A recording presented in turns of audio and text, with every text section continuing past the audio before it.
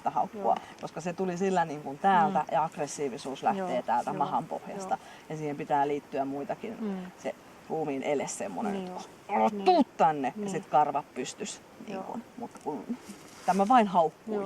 Niin kuin.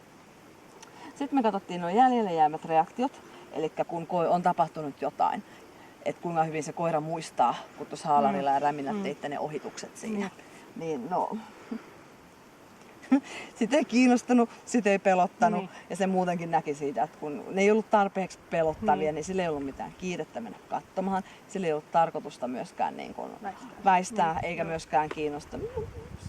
Se oli tätsi. Sitten me katsottiin tuo leikki alussa ja lopussa, että miten se on vaikuttanut koiraan tässä matkan varrella, kun tässä tapahtuu semmoisia normaalista poikkeavia asioita, mitä toivottavasti teillä nyt ei aaveet näy, eikä ääntä voi kuulua, mutta haalaria toivottavasti ei niin kuin kovin usein ainakaan pämähdä ylös. Toivotaanko näin? Toivotaan näin.